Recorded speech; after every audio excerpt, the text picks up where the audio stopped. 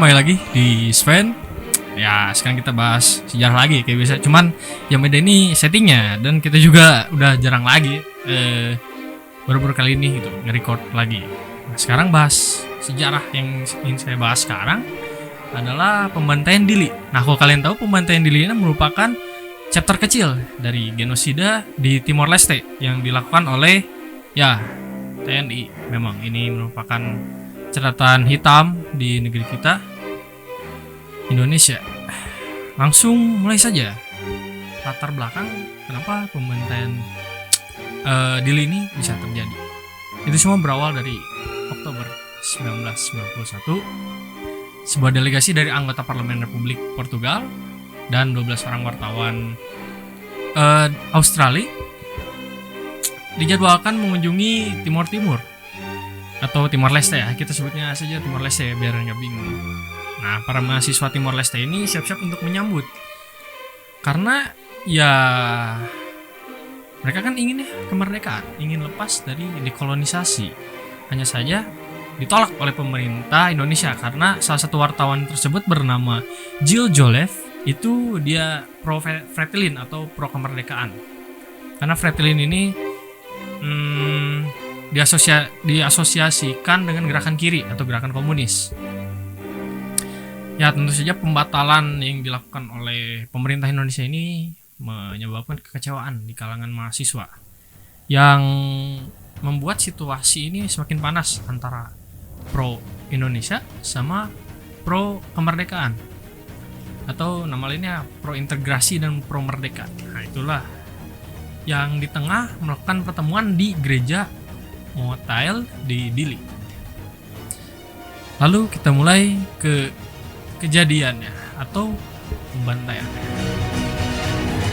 Pada saat itu ketika TNI berhadapan dengan pengunjuk rasa, beberapa demonstran dan salah satu mayor dari TNI yang sekarang menjadi jenderal purnawirawan yaitu Gerhan Lantara ditusuk. Tapi seorang kameramen asal Inggris menangkap kejadian itu bernama Max Stahl, mengonfirmasi bahwa yang pertama kali menusuk itu adalah mayor TNI tersebut, yaitu Lantara. Nah, para aktivis Fretilin juga mengakui bahwa mereka ini yang diserang pertama oleh pihak TNI dan Polri pada saat itu. Nah, saat ada iring-iringan di depan gereja, sudah di depan pagar sekali ya. Nah, itu 200 tentara dikerahkan, tentara Indonesia itu dikerahkan sambil membawa senjata, membawa senapan, lalu melepas tembakan ke sedikitnya 250 warga sipil meninggal, yang dimana itu semua berhasil direkam oleh Max Stahl dan dua jurnalis asal Amerika yang bernama Amy Goodman dan Alan Nairn. Kalau kalian ingin lihat dokumentasinya itu ada di YouTube, sudah disebarluaskan, yang berjudul In Cold Blood: The Massacre of East Timor. Nah, itu judulnya, yang kami juga pakai beberapa cuplikan di dokumenter tersebut. Nah, rekaman itu berhasil diselundupkan ke wartawan Belanda yang bernama Saskia Kouwenberg. Kenapa diselundupkan? Ya karena ketika mereka ingin menyelundupkan ke Australia, ternyata pemerintah Australia ini sudah dikoordinasikan, sudah diinformasikan oleh pemerintah Indonesia untuk menangkap atau menghancurkan beberapa rekaman pembantaian di Dili atau pembantaian Santa Cruz yang paling kenal. Nah, ini liputan ini tuh diam-diam dibuat untuk Yorkshire Television di Inggris untuk melihat keadaan di Timor Timur itu seperti apa. Lalu dokumenter ini berhasil tiba di Inggris pada Januari 1992 dan ditayangkan oleh Independent Television. Dan dokumenter ini mendapatkan penghargaan, yaitu Amnesty International UK Media Award tahun 1992. Tentu saja hal ini, dokumenter yang tadi itu yang berisikan video pembantaian, membuat Indonesia ini dipermalukan di mata internasional. Sampai ya banyak dikecam oleh para aktivis HAM dari luar negeri, di internasional. Bahkan mereka juga membuat organisasi-organisasi yang mendukung kemerdekaan, yang bersimpati dengan warga Timor Leste atau Timur Timur. Nah, rekaman pembantaian ini, rekaman Santa Cruz atau rekaman pembantaian Dili ini dipublikasikan, disebarluaskan ke Indonesia agar masyarakat Indonesia juga melihat bagaimana kekejaman pemerintah Indonesia itu sendiri yang mereka lakukan di Timor Timur. Dan tentu saja itu membuat mahasiswa Indonesia ini bergerak. Para aktivis HAM ini menyuarakan simpatinya untuk warga Timur Timur.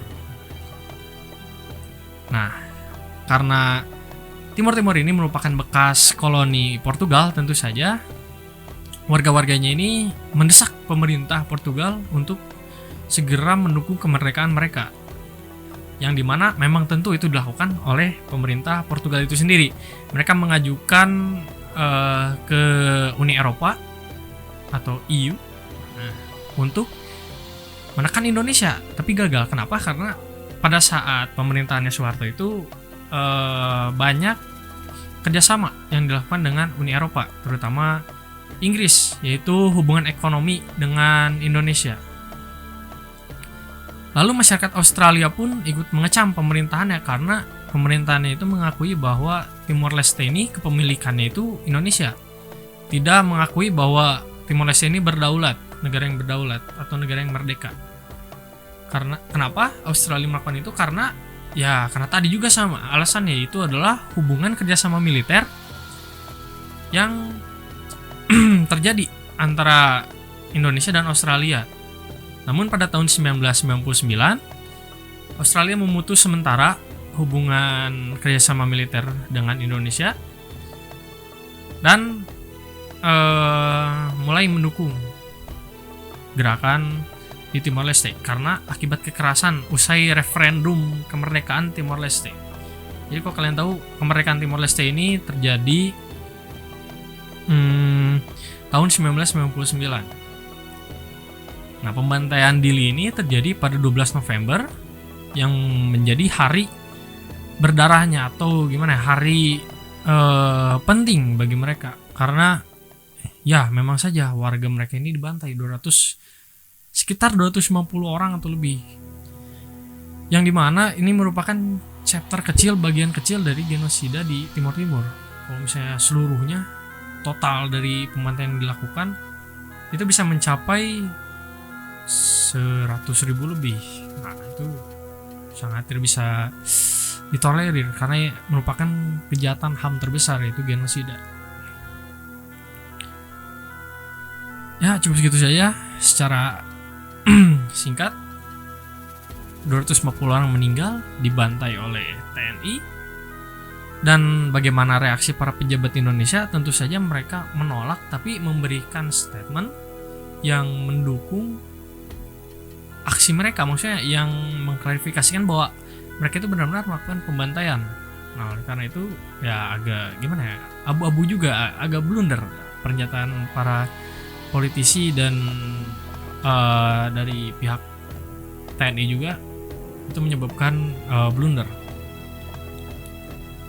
Cukup situ saja. Ini merupakan konten yang singkat sekarang ini di pembantaian Dili ini. Mungkin kalau kalian tertarik dengan okupasi Timor Leste, boleh kita akan bahas. Cukup sekian dari saya, host kalian Jordan Rizky Irawan. Sampai jumpa di video selanjutnya.